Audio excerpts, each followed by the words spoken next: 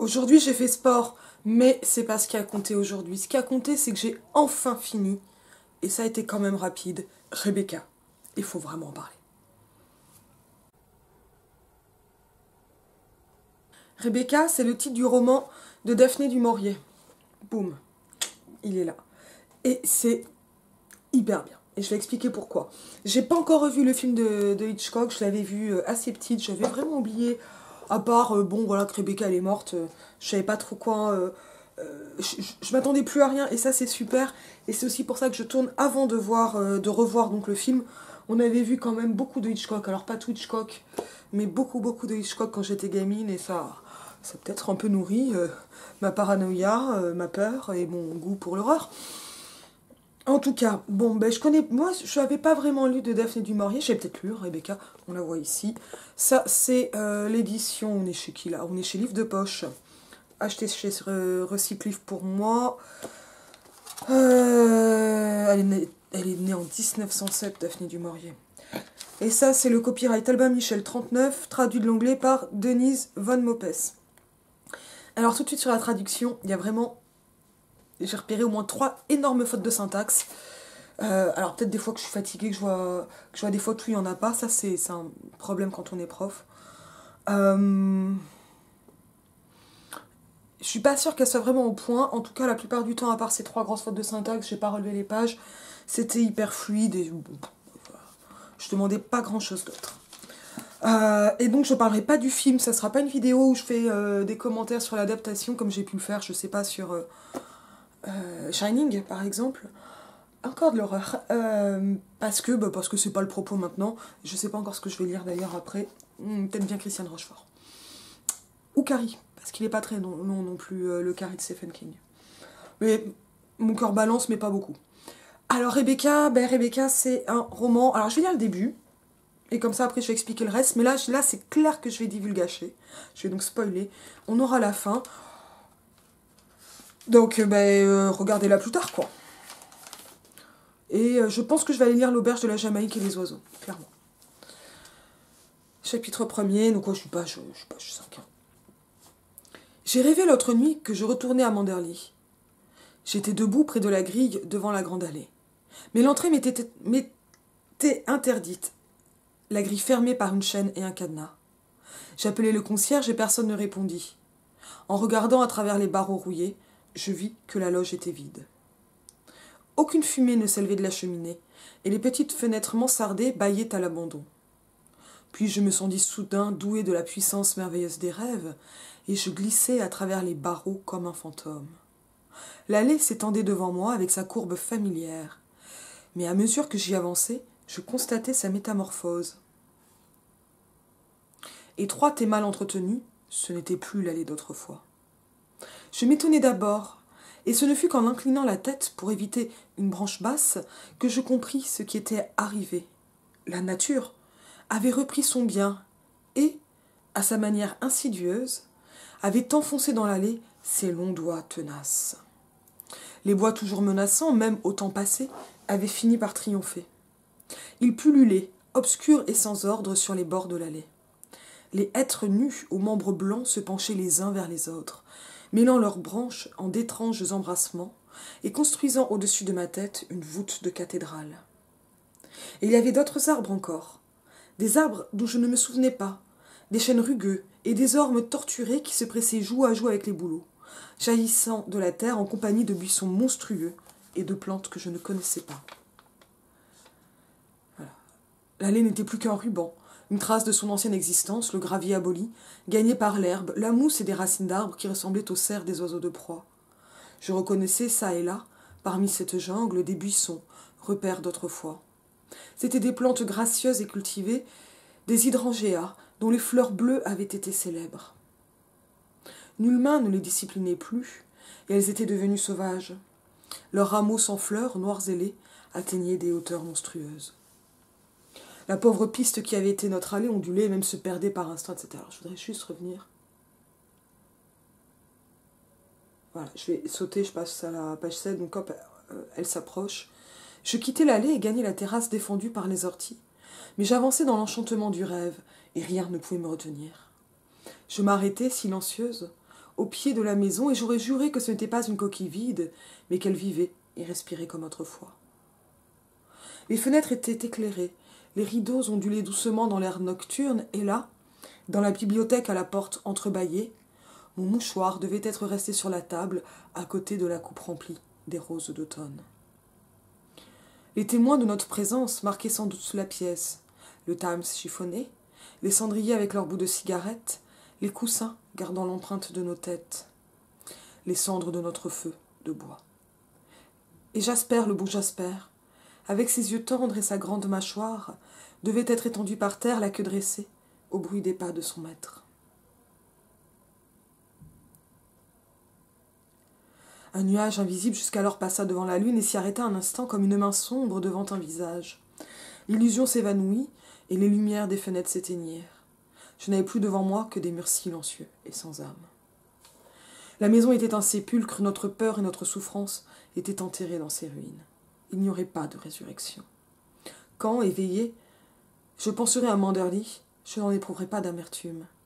Je me rappellerai l'été dans la roseraie, et les chants d'oiseaux à l'aube, le thé sous le marronnier, et le murmure de la mer derrière la courbe des pelouses. Je penserai aux lilas en fleurs et à la vallée heureuse. Ces choses-là étaient éternelles et ne pouvaient pas disparaître. Il y a des souvenirs qui ne font pas mal. Je décidai tout cela dans mon rêve, tandis que le nuage cachait la lune, car, comme il arrive dans le sommeil, je savais que je rêvais. Je me trouvais en réalité à des centaines de kilomètres de là, sur une terre étrangère, et me réveillerais avant que beaucoup de secondes se fussent écoulées, dans la petite chambre d'hôtel nue, dont l'impersonnalité même était réconfortante. Je soupirerais un peu, et, ouvrant les yeux, m'étonnerais de cet éclatant soleil, de ce ciel intense et pur, si différent du doux clair de lune de mon rêve.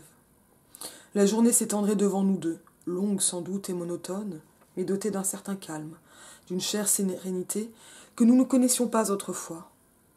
Nous ne parlerions pas de Manderly, je ne raconterai pas mon rêve, car Manderly n'est plus à nous, Manderly n'est plus. Et pour moi qui l'ai fini juste avant le sport, c'est quand même assez chouette de refaire cette boucle. Ça, c'est un incipit qui est quand même parfaitement mystérieux et qui va faire que le roman se structure en une analepse. L'analepse, ça c'est dans les catégories de Gérard Genette.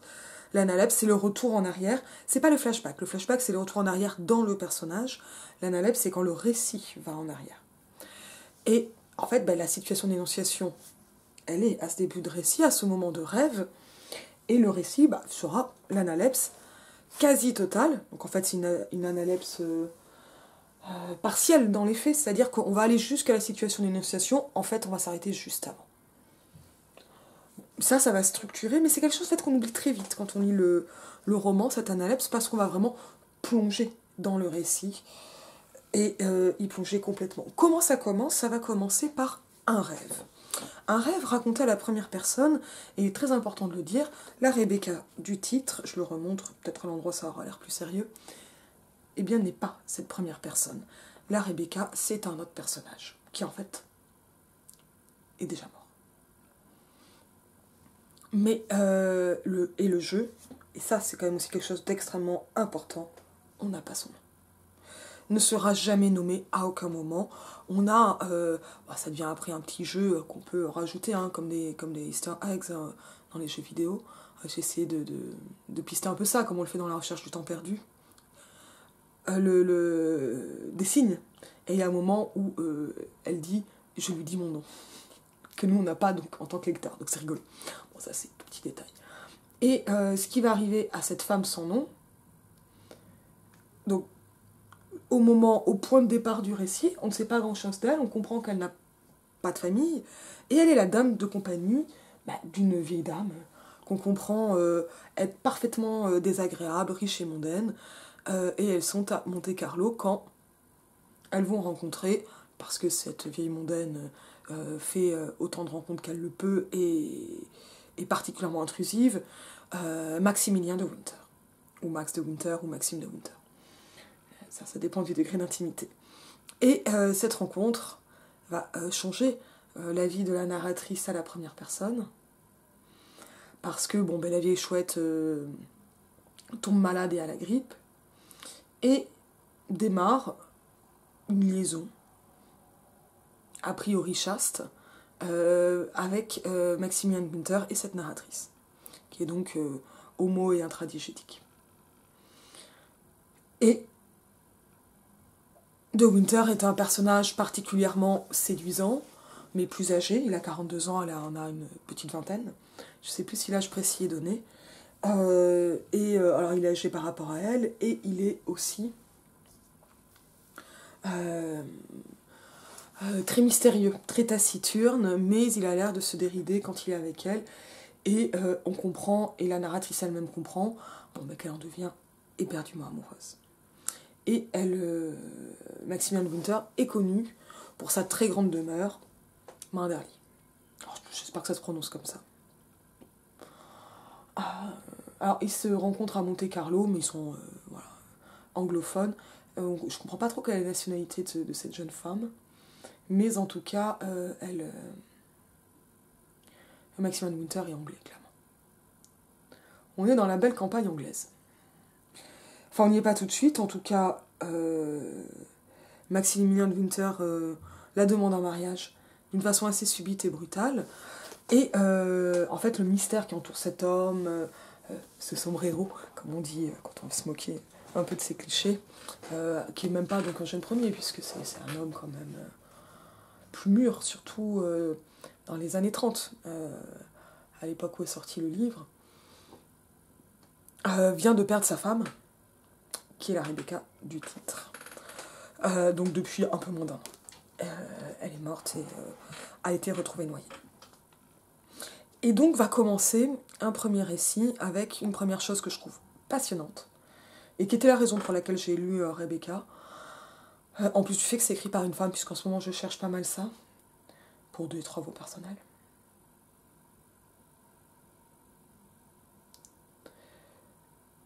C'est-à-dire que, en fait, une première façon de lire Rebecca, c'est de lire ce récit comme une histoire de fantôme,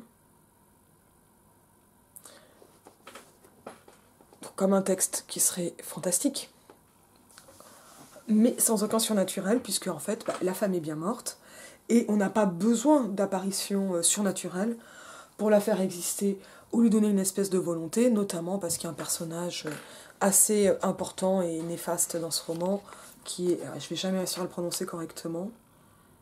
Alors où est-ce qu'elle est, la méchante? Mrs. Danvers, qui était la gouvernante et la femme de chambre de Rebecca, et qui est particulièrement hostile à la narratrice dès son arrivée à Manderley. Et qui apparaît en fait comme une espèce de prolongement de la mémoire de Rebecca, une mémoire qui est particulièrement entretenue à Manderley, puisque la chambre n'a pas bougé, la chambre est toujours là, tous ses vêtements, et la mémoire de Rebecca est très vive. Et donc on a très littéralement une histoire de fantôme sans fantôme. Mais pour tout ce qui va être de ces choses qui m'intéressent beaucoup, à savoir les écritures spectrales, c'est absolument passionnant de montrer un phénomène de hantise sans surnaturel, avec une hantise qui est toute psychologique. Alors qui est toute psychologique, mais qui est renforcée par le caractère absolument néfaste de Mrs. Danvers, qui fait vraiment des mauvais coups à la narratrice, et à laquelle elle est obligée de se fier, mais cette femme lui fait en même temps très peur. Et toute cette dimension fantastique de Rebecca suffit à rendre le livre intéressant. Si on poursuit cette lecture, à un moment, le fantastique se redouble du polar. Et là, c'est encore déjà passionnant. Parce que pour le coup, c'est un polar, mais à l'envers, et pas dès le début. Parce que le crime... Enfin, le crime, je parle en polar. La mort, elle est bien avant le début du récit. Enfin, 10 mois, on apprend, 10 mois avant leur mariage. Donc assez tôt. Et en plus, cette mort, elle n'est pas remise en question. Jusqu'à un certain moment. J'ai dit que j'allais divulgacher. Et au moment où elle va être remise en question, donc ça c'est déjà un premier renversement sur la temporalité du polar, et on sait que Rebecca est morte. Mais finalement, ce qui va entraîner le démarrage, l'enclenchement du mode polar, du genre du polar, donc là où finalement le fantastique a disparu à ce moment-là, le passage donc de toute cette lecture spectrale à la lecture polar se fait par la découverte, après un naufrage dans la crique de la maison, du bateau de Rebecca, et progressivement avec le corps de Rebecca à l'intérieur. Corps que Maximilien de Winter a déjà identifié. Donc il y a eu un problème d'identification. Donc déjà, on est dans un polar où le crime a déjà eu lieu, mais on a deux corps, et finalement, enfin la mort, et finalement, c'est alors qu'on sait que la personne est déjà morte, qu'on a finalement, plus d'1 an après, son corps, et qu'il devient possible de se demander ce qui s'est réellement passé, et ensuite quels sont les motifs, et ça je vais y revenir pour d'autres raisons, de ce qui apparaîtra bien comme un meurtre. Mais dans cette partie polar, eh bien en fait on apprend quand même, je divulgage, hein. Là il y a voilà. On apprend très rapidement que c'est Maximilien de Winter qui a tué sa femme, Rebecca. Et pourquoi ? Et parce que Rebecca était une femme abominable, qui n'a jamais aimé ce qui met fin au tourment de ce qui était un autre des genres, à savoir le genre de la romance amoureuse, où Maximilien de Winter est très taciturne et très froid, et où la narratrice a l'impression de ne pas en être ni aimée ni estimée. En apprenant que Rebecca n'a jamais été aimée par Maximilien de Winter, finalement elle est rassurée et gagne une nouvelle place. Donc là, au niveau de la romance, ça se passe bien, sauf que c'est aussi le moment où elle apprend que finalement c'est Maximilien de Winter qui a assassiné sa femme. Ce qui n'a pas l'air de l'effrayer. Moi, je veux dire le bon sens, voilà. Et ça, je vais y revenir. Donc on a romance, fantastique, polar. Et le polar, il va dériver de pourquoi le crime. Alors, y a-t-il eu un crime ? Quand on sait qu'il y a eu un crime, on sait tout de suite quel criminel est le motif. Le motif, c'est que Rebecca a dit à Maximilien de Winter qu'elle était enceinte, et pas de lui. Et qu'elle avait donc son comportement abominable, fait d'adultère très spectaculaire, et d'un détachement ironique majeur dans leur vie commune. Bon, en gros. Mais je vais y revenir, je pense. Et alors, le polar, il va se déporter, parce qu'il est toujours une romance sur Maximilien de Winter va-t-il être pris ? Et là, ça va se faire en plusieurs étapes, avec un procès, de nouvelles accusations, et un nouveau rebondissement final. Donc finalement, on finit par être dans un polar paradoxal, dans lequel on va ressentir de l'empathie, puisqu'on suit la narratrice à la première personne amoureuse de Maximilien de Winter. On finit par avoir de la sympathie ou de l'empathie avec elle, et donc avec De Winter. Ce qui va faire que... et puis la personne, donc le cousin de Rebecca, qui accuse De Winter d'avoir commis un crime, et puis il y a une espèce d'enquête avec un juge, le cousin, et Maximilien de Winter et la narratrice, voilà, où ils vont donc, interroger des gens. Je vais essayer d'aller vite sur ces détails, pour voir quel rendez-vous a pu avoir Rebecca avant sa mort, et donc, est-ce qu'il y a ici un motif valable pour qui serait donc un motif de crime ? Est-ce qu'il y a un motif valable de crime qui ferait de Maximilien de Winter un criminel, puisqu'il n'y a pas de preuve ? Et surprise, surprise, retournement, boum boum, il n'y a rien. Et donc en fait, on sait, et la narratrice sait, on sait avec elle que Maximilien de Winter est un criminel. On dirait un féminicideur aujourd'hui, mais on est content qu'il aille bien. Et pas en prison. Donc ça fait du polar. Voilà. Et maintenant, je vais revenir à... donc ça, rien que pour ça, ça vaut le coup. Et là où je trouve que Rebecca est archi passionnant, c'est que c'est à mon avis un roman qui est encore plus intéressant quand on y pense avec le féminisme que ça. Et on va le sentir venir, on l'a vu là avec mes petites grimaces, mais on va le sentir venir. Parce que quand on va avoir 2-3 notions, alors j'ai lu, je sais pas si je vais le mettre parce que j'ai tapé vite fait, parce que j'ai tapé du Maurier féminisme. Bon, je suis tombée sur un article qui est visiblement une très mauvaise traduction Google Trad, immonde. Mais bon, c'était pour avoir un peu d'infos sur Daphné du Maurier, donc je n'ai même pas le Wikipédia pour le moment, mais je vais le faire. Mais du Maurier aurait été bisexuel avec une vie assez... si j'ai bien compris, assez libre, parce qu'appartenant globalement à la haute société, un mariage qui avait l'air d'être éclatant en apparence, et qui avait l'air d'être plutôt éclater dans l'intimité conjugale. Et l'article soulignait notamment quelque chose qui est quand même très important, c'est-à-dire que le roman, il est contemporain ou juste après la loi qui ouvre plus largement le divorce aux femmes et donc qui, dans les faits, légalise le divorce en Angleterre. Ce qui, finalement, va donner quand même une autre assise aussi à cette romance. C'est une romance sans divorce, mais où la question du divorce est abordée et refusée. Et ça, c'est quand même aussi assez intéressant. Et donc, si on lit Rebecca avec ce fameux prisme du genre, les lunettes du genre, des choses comme ça devient très très intéressant. Et ça va me permettre aussi d'aller un peu plus décrypter le fantastique et de voir comment ce fantastique va nourrir des choses très très importantes au niveau du féminisme.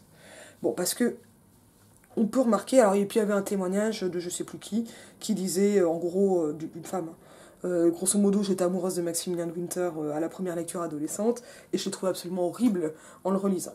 Et ça aussi c'est intéressant, ces phénomènes de divergence, de décalage. Alors, moi, je pense qu'il y a déjà un élément qui est très important, c'est que cette narratrice mal à l'aise, dans un monde, dans le haut monde, dans le grand monde, et qui se sent empotée, et encore plus dans cette situation qui socialement est très difficile, c'est-à-dire de remplacer une maîtresse de maison défunte et qui a été particulièrement mondaine, va amener quelque chose comme une projection assez rapide.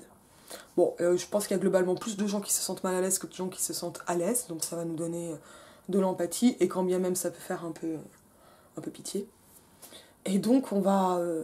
et je pense pas qu'il y ait beaucoup de gens qui peuvent se projeter dans la situation de la narratrice sans s'imaginer être eux-mêmes mal à l'aise. Nouvelle épouse d'un homme endeuillé, dans une maison endeuillée, dans une région endeuillée, voilà, systématiquement comparée à la précédente. Enfin, il y a de quoi. Il y a de quoi, et tout ça, déjà, ça va être quand même quelque chose que j'ai trouvé assez important. Alors, cette dimension, on va dire, empotée, maladroite, elle est vraiment quasi permanente dans le roman, et donc là, on peut avoir un fil, on va dire, développement personnel, ou ça c'est vraiment si je suis méchante, Bildungsroman, roman de formation, et là je deviens sympa, de la narratrice, qui va devoir apprendre, et qui va, en fait, paradoxalement, être globalement de plus en plus mal, jusqu'à une méga gaffe, qui en fait est liée à la gouvernante méchante, mais qui ensuite va pouvoir aller vers une sorte d'amélioration au moment du changement générique final, donc du changement de genre, le littéraire. Et ça, c'est assez intéressant parce qu'on a un genre de formation, et on peut même avoir l'impression qu'au niveau de la présence au monde, des mondanités, de sa place d'épouse, de la façon dont elle s'apprête à s'occuper de Manderly, donc de cette demeure, elle, la narratrice, finalement, passe d'elle-même à Rebecca. Et ça, c'est quand même assez intéressant, et cela en ayant essayé de se faire passer pour Rebecca avant de le devenir elle-même. Ça m'a beaucoup plu. Et ça m'a amené voilà, une espèce de... Alors, ce sentiment d'instabilité, d'insécurité, qui est très lié à la jeunesse, je pense qu'il est assez important pour réussir à bien se projeter dans le livre, mais il est également très lié à la féminité, plus particulièrement la féminité, en tant que système de double bind, de double contrainte permanent, qui amène justement à ce manque d'assurance, où on a l'impression que si on dit aux filles « suffit d'être à l'aise en entretien d'embauche, c'est gagné », en fait, pas dans un monde qui n'est pas fait pour vous. Et ce que montre finalement le parcours de la narratrice, c'est comment un parcours de ce qu'on appelle un transfuge de classe, parce qu'elle devient beaucoup plus riche et installée, ne se passe pas très bien, ou va se passer avec, pas une sensation de déclassement, mais de décalage. Et j'ai quand même l'impression que ce sentiment de décalage, il est vécu par beaucoup de femmes et de jeunes filles. Et je ne sais pas quel univers ça, là, il l'est pas. D'ailleurs, il y a Rebecca dans le roman qui visiblement colle pas à ce stéréotype du tout, ou à cette caractérisation, mais c'est quelque chose que j'ai trouvé extrêmement touchant, et ce que j'ai adoré là-dedans, c'est comment ce moment donc, courant, pas obligatoire, de la vie de pas mal de jeunes filles et de jeunes femmes, avec cette impression d'être empoté et godiche. Je dis pas que ça arrive pas aux garçons. Mais je dis juste que la société amène les filles à se sentir plus empotées et moins à leur place que les garçons, puisqu'elles sont effectivement moins à leur place. Mais les jeunes garçons sont moins à leur place que les hommes plus vieux. C'est le principe du patriarcat, c'est pas fait par les hommes, c'est fait par les pères. Mais quand je dis ça, je parle pas non plus de l'agisme qui va vraiment dégager les personnes les plus âgées. Bon, ben là, je peux renvoyer à Beauvoir et la vieillesse, et à d'autres choses qui commencent à être étudiées aussi, parce que discrimination liée à l'âge, ça ne touche pas que les jeunes. Voilà. Mais en tout cas, ce que je trouve intéressant, c'est de voir comment, bon, ce qui est un décalage de classe, un malaise, on va dire, lié au genre, globalement, lié à une situation amoureuse aussi très inégale.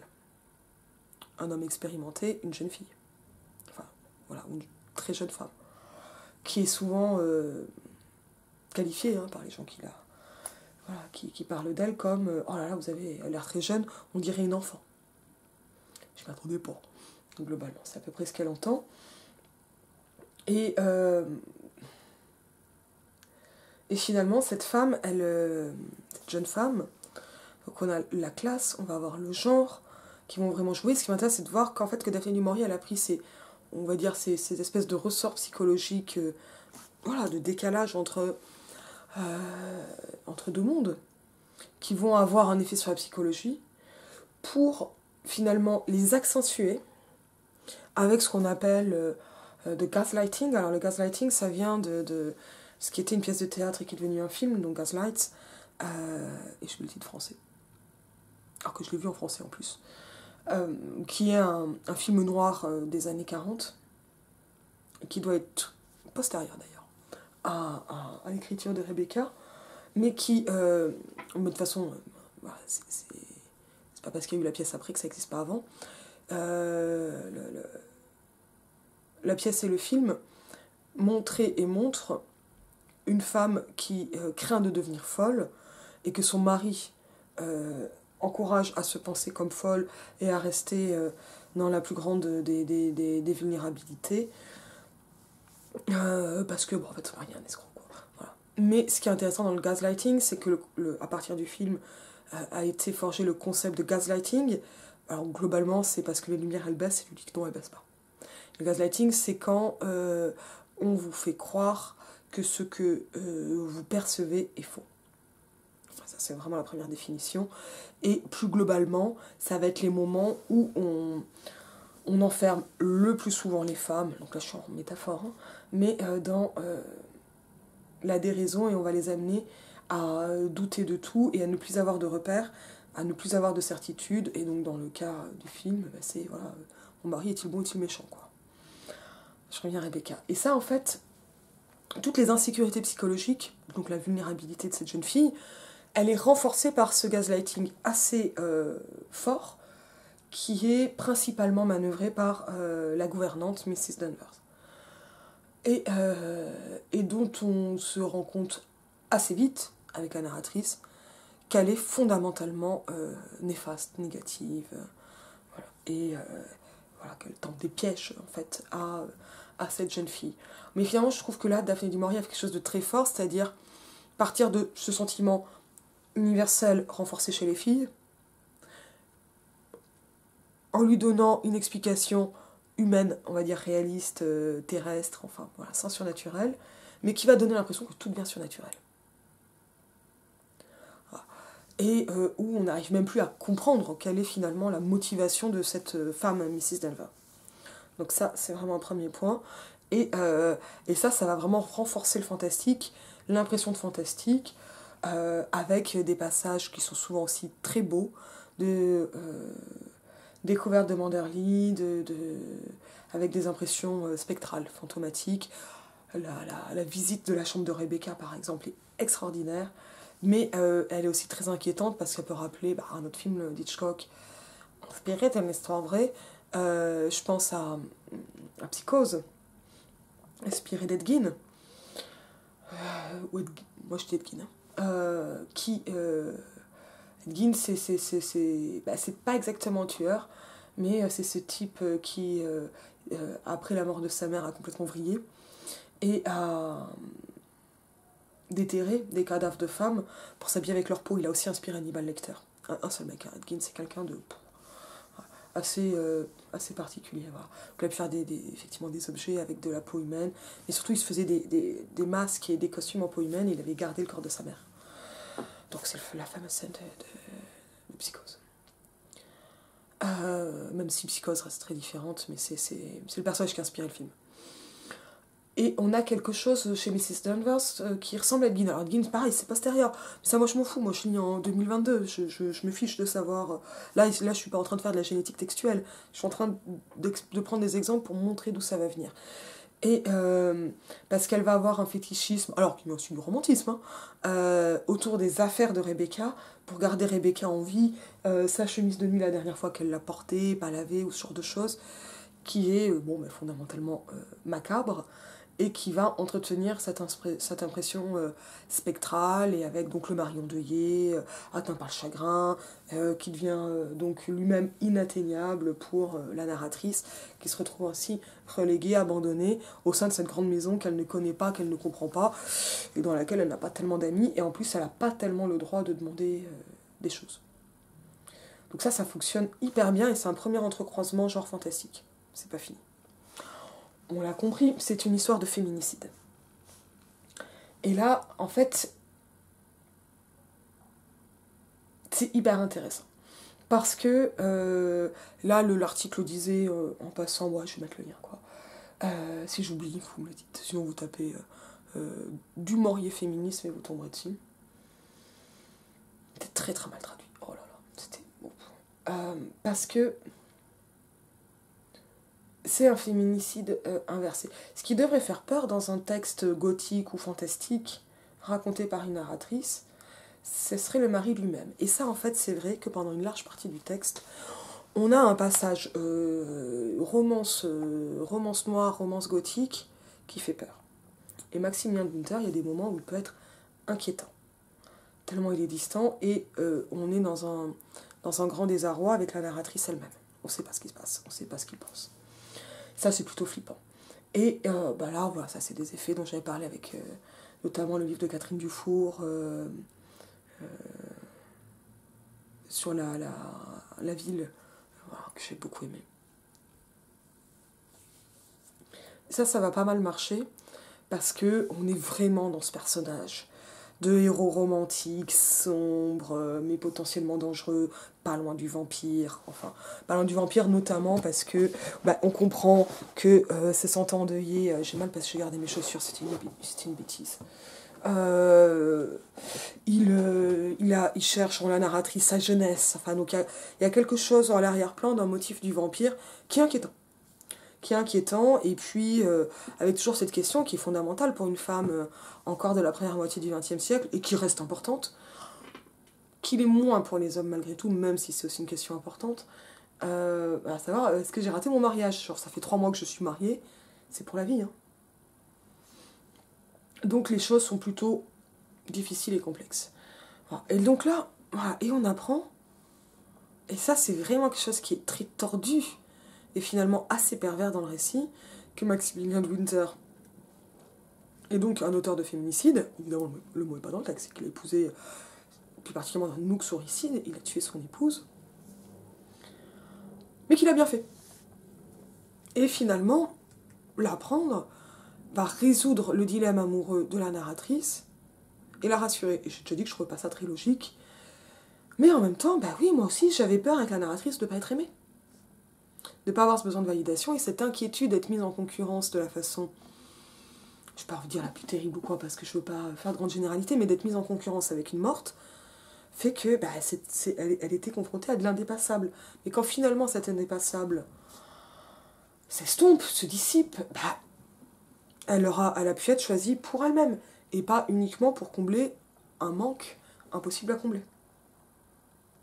Donc donc ça, c'est déjà quelque chose qui est très tordu, et j'aimerais bien savoir s'il y a des textes ou des interviews ou des journaux ou des notes d'écriture, ça peut exister tout ça, de Daphné du Maurier, pour savoir si cette résolution qui est extrêmement perverse elle a été consciemment pensée ou pas. Je pense que oui, je pense que Daphné du Maurier était une femme très intelligente. En tout cas, c'est un récit qui est extrêmement intelligent. Mais ça va amener un soulagement en apprenant un meurtre. Donc c'est chaud quand même. Donc au départ, la mort de Rebecca était un accident, elle est morte noyée, son bateau a coulé. On apprend donc que c'est un meurtre, et ça va mieux. Alors, ça va mieux parce que, en fait, voilà, Max Payne a eu des raisons de la tuer. Et le personnage de Rebecca, extrêmement séduisant, alors dont on sait peu de choses, mais grande, mince, jeune, éclatante, etc. Et très mondaine, adorée de tous. Personne ne dit du mal de Rebecca, sauf, en confidence, Maximilien de Winter à la narratrice. Et là, c'est extrêmement intéressant aussi parce que on est à un moment de ce qu'on appelle en fait une révélation, et qui est une première résolution, mais qui n'est pas la résolution. En fait, cette révélation, elle est une péripétie, et ça va résoudre la question de la romance. Voilà. Et à ce moment-là, il n'y a plus de romance. Et le roman laisse complètement tomber cette question. Mais ça veut dire qu'on a une première tension, et que, hop, l'intrigue se transforme. Je parlais des genres qui passaient de l'un à l'autre tout à l'heure. Et à ce moment-là, la narratrice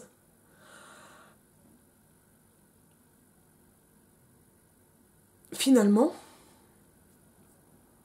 ne va pas directement se réjouir ni de la mort de Rebecca, ni du portrait qui en est fait, mais elle ne s'en inquiète pas, et elle va en fait, en recevant la confidence de son mari, devenir vraiment la compagne, et finalement la véritable épouse de Maximilien de Winter, au moment où elle apprend que Rebecca n'a jamais été une véritable épouse, en tout cas dans le sens d'une femme aimée dans un couple s'aimant et dans un mariage heureux. Et que ce mariage heureux n'a jamais été qu'une illusion, et qu'ils ne s'aimaient pas. Et le portrait qui est fait de Rebecca est un portrait abominable, puisque Rebecca est présentée comme une femme ayant eu de nombreux amants, n'importe qui. En fait, elle est présentée comme une nymphomane, capable de lever les jardiniers, par exemple. Enfin, bon, alors c'est présenté, là je vous parle d'axiologisation du roman, c'est-à-dire la mise en place du système de valeurs dans le texte. Je rappelle que c'est un texte de 38, donc on est quand même un peu dans le summum, et puis évidemment avec quand même une grande intensité de l'horreur, et qui a eu notamment une relation avec son cousin, donc avec une monstruosité supplémentaire qui n'est pas nommée en tant que telle, mais qui est bien comprise, qui va être l'inceste, et qui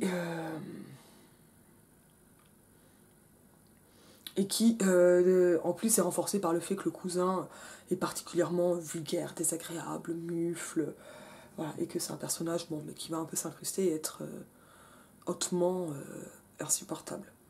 Ce qui va donc, par un effet de contagion, surtout qu'on ne connaît donc pas Rebecca et qu'elle est inaccessible, faire complètement dégringoler Rebecca de son piédestal mondain et social, qui pouvait être donc très impressionnant, pour en faire une espèce de harpie cynique et manipulatrice, dont seul Maximilien de Winter connaissait le véritable visage, en gros. Et donc la détestait. Et ça veut dire qu'on peut avoir donc une lecture ici qui ferait de Maximilien de Winter finalement le personnage qui va, par haine, par amour, mais il dit qu'il n'a pas aimé Rebecca, par impossibilité sociale, enfin tuer Rebecca, mais parce qu'elle est finalement une femme monstrueuse.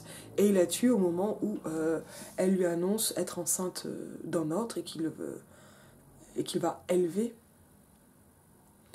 un enfant qui n'est pas le sien, un Manderly, et que cet enfant héritera de la demeure, du nom, etc.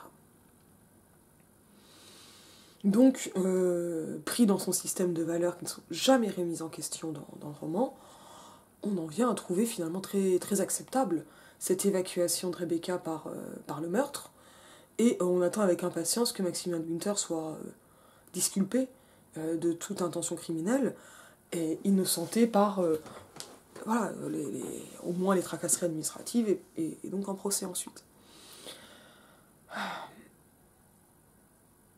Parce que finalement, on a tout ce moment où on peut se dire, il a bien fait de la tuer. Mais on peut, évidemment, je parle de féminicide, adopter une lecture moderne. Mais je vais montrer que cette lecture moderne, elle appartient bien au roman. Parce qu'en fait, je l'ai dit, il y a aussi une lecture Bildungsroman, roman de formation, où la narratrice, finalement, prend la place de Rebecca. Elle la prend d'abord donc par une monstrueuse gaffe entraînée par, amenée par, provoquée par Mrs. Danvers, qui joue un mauvais tour à la narratrice, mais elle finit par la prendre littéralement, en devenant Madame de Winter, non plus au début du roman, quand elle répond au téléphone et dit mais non, mais Madame de Winter est morte, elle oublie que c'est elle, Madame de Winter, par exemple. Ça me donne ça montre l'énorme malaise. Mais elle va devenir aussi Rebecca dans son rôle social. D'abord parce qu'elle va finir par organiser elle aussi un grand bal à Manderley, mais ça se passe pas très bien, mais ça se passe quand même, en étant un couple figé côte à côte, qui ne va pas se parler. Ce qui peut, après coup, rappeler ce que Maximilian Winter dira à la narratrice, mais ça n'arrivera qu'après le bal. Mais surtout, elle va gagner en assurance, devenir la compagne, et on a même un renversement qui s'opère par des descriptions, enfin des mentions plus que des descriptions. Parce que finalement, elle ne va pas adopter la vie sexuellement libérée de Rebecca, mais un renversement va s'opérer, notamment dans les comparaisons avec le chien Jasper. Alors, la vieille chienne, elle reconnaît que la narratrice n'est pas Rebecca et ne vient jamais lui faire la fête, elle est déçue à chaque fois qu'elle la voit. Enfin, elle est aveugle, donc qu'elle la renifle. Ça montre la place difficile de cette jeune femme à Manderley. Surtout, c'est...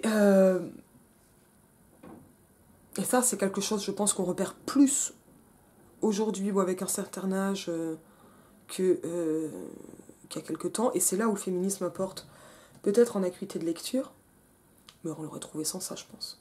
Moi, je sais pas, mais d'autres, oui. La narratrice, en déplorant le manque d'attention de son mari, ce qu'on appelle du breadcrumbing, le fait de jeter juste des miettes de pain, se voit comme Jasper, donc le jeune chien, et ça, c'est quelque chose qui est récurrent.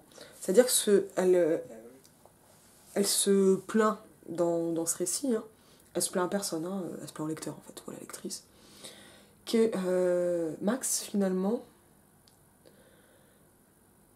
ne s'occupe d'elle que en lui tapotant l'épaule, en lui prêtant une attention distraite, exactement comme il le ferait avec un chien, et je sais plus s'il y a marqué ou un enfant ou pas, mais avec le chien, j'espère.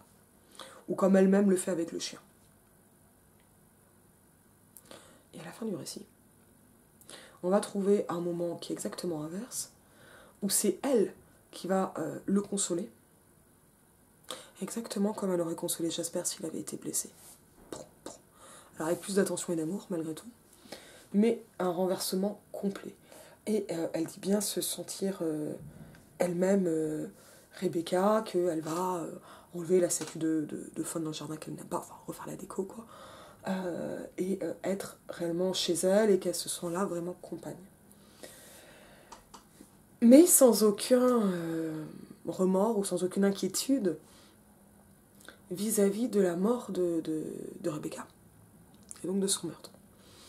Ça, c'est vraiment très, très auteur. Bon, après, en même temps, elle a trouvé une place, elle va pouvoir divorcer autant que sa place soit bonne. Mais donc, on a vraiment cette lecture qui peut faire aussi de Maximilian Winter un personnage particulièrement ambivalent et négatif, et pas seulement quelqu'un d'enfermé dans son propre malheur, qui est peut-être aussi un remords, on sait plus tellement, enfin, voilà, plusieurs interprétations au fur et à mesure du roman. Est-il endeuillé, est-il triste, l'aime-t-il, ne l'aime-t-il pas, voilà. Donc, ça se fait une lecture romanesque, une lecture psychologique, mais qui peut aussi amener une lecture, je pourrais dire toxique, quoi, parce que c'est pas un mot très intéressant, mais qui est fondée, en tout cas, enfin, qui montre que le couple des nouveaux de Winter est fondé sur une asymétrie fondamentale d'âge, d'argent, de genre, évidemment, et aussi donc d'attention portée l'un à l'autre, puisque il ne fait pas attention à elle, mais il finira par lui déclarer son amour et lui dire qu'il l'aime.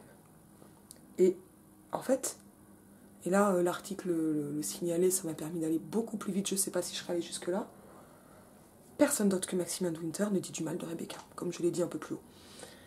Et donc,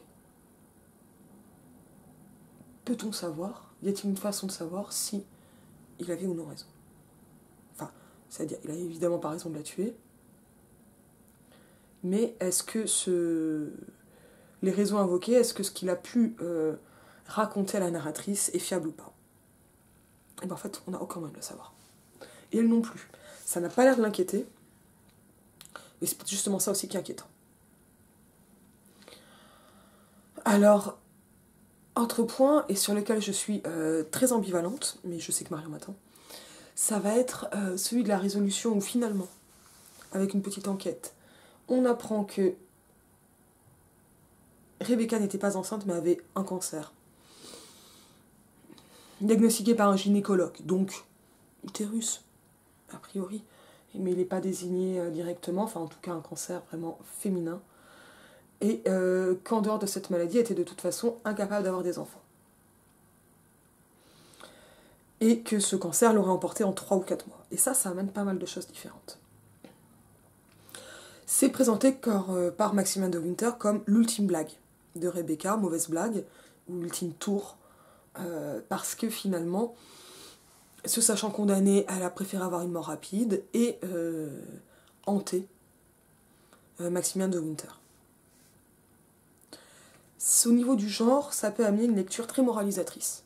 Rebecca est une femme qui séduit, qui en plus, d'après les confidences de sa gouvernante Mrs. Danvers, n'en avait strictement rien à carrer de l'amour que pouvaient lui porter des hommes et s'en amuser. Et dans le même temps, ne pouvait pas avoir d'enfants et est atteinte je pourrais dire aucun même de féminité, mais enfin symboliquement quand même un cancer à l'utérus, donc le cancer est explicite, et finalement comme condamnée par là où elle a péché, par la souffrance. Alors que finalement, c'est pas elle qui s'est... elle était condamnée, mais c'est pas elle qui s'est tuée, c'est Maximilian de Winter pour une mauvaise raison. Mais ce serait une forme de suicide par manipulation, en gros. Bon, cette lecture moralisatrice de la femme mauvaise qui a un cancer et qui n'arrivait pas à avoir d'enfant et fait croire qu'elle en a un alors qu'en fait elle en a pas à la place d'un cancer, elle est globalement assez bigote. Est-ce qu'on peut avoir une forme de renversement de ça? Bon, alors ça permet une résolution de l'intrigue assez inattendue. Et puis il fallait bien, je me disais, entretenir, donc ils vont voir un gynécologue, il fallait bien qu'il y ait quelle maladie peut être très grave, rapide, justifier ça de la part de Rebecca, et que l'on peut prendre pour une grossesse quand même pendant un certain temps, ça vient pas tout de suite, quoi. Donc ça marchait pas mal. Ça marchait quand même pas mal, et puis dans les années 30, on va pas faire d'échographie comme aujourd'hui. Donc il n'y avait pas ce genre de traces.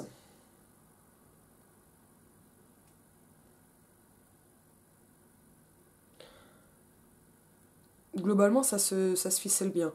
Est-ce qu'il s'agit là pour le coup de condamner le personnage de Rebecca? Je ne sais pas. Bon, le personnage de Rebecca a clairement eu une relation assez fusionnelle avec Mrs. Danvers, jusqu'à lui emprunter son nom. Mais, d'ailleurs, je crois qu'on ne connaît pas le nom de jeune fille de Rebecca. Peut-être, là j'ai un doute. Et l'adoration de Mrs. Danvers est rapprochée dans ce fameux article d'une forme de lesbianisme qui ne pouvait pas se dire à l'époque, mais dans ce cas-là, cette lecture-là, elle m'embête parce que l'adoration de Mrs. Danvers, elle est fétichisante et macabre, et elle débouche sur un incendie criminel, quoi. Donc ça peut être un non-dit du texte, notamment par rapport à cette moquerie commune par rapport aux hommes. Bon, voilà, ça c'est une possibilité, c'est pas spécialement progressiste en soi si c'est le cas. Bon, après, voilà, ce que je trouve vraiment étonnant, c'est que finalement la condamnation symbolique et diégétique dans l'intrigue du personnage de Rebecca, eh bien, finalement, elle n'efface pas complètement l'éclat du personnage. Et c'est aussi pour cela que ce moment où la narratrice dit qu'elle est devenue Rebecca va fonctionner. Parce que Rebecca est présentée comme un personnage hautement négatif par Maximilian de Winter, écrasant pour la narratrice. Mais c'est quand même vachement séduisant. C'est la liberté de Rebecca, sa façon d'être au-dessus des conventions. Et à ce niveau-là, il est quand même tentant de voir une ironie par rapport au personnage de Maximilian de Winter. Incapable d'accepter cette liberté et ce qu'elle peut aller impliquer réellement, incapable d'être le compagnon de sa femme, peut-être même pas capable de raconter ce qui s'est réellement produit, et traitant sa nouvelle femme, choisissant sa nouvelle femme pour son innocence, sa jeunesse, mais sans aucun égard pour finalement son bonheur à elle. Et là, ça va amener finalement une espèce d'émancipation présentée comme, au travers c'est vilain, mais par l'intermédiaire du personnage de la narratrice, qui est peut-être bien une revanche. Quand la véritable revanche, c'est celle de Mrs. Danvers qui incendie le château. Ce qui conduit à l'Incipit que j'ai lu, et donc à ce rêve de retour à Manderley, qui n'existe plus, et sans regret. Mais là, moi, je pense un peu à cette scène à la fin de La vie n'est pas un long fleuve tranquille. Bon, très différent dans le style. Mais à cette scène où l'infirmière a le vieux médecin à côté d'elle et regarde la mer. Et là, c'est là où il y a Mireille Mathieu qui est éclatée. Paris est en colère. Et que je l'ai vu assez tôt, ce film. Et pour moi, cette scène a toujours été une espèce de libération. Alors qu'en fait, pas forcément.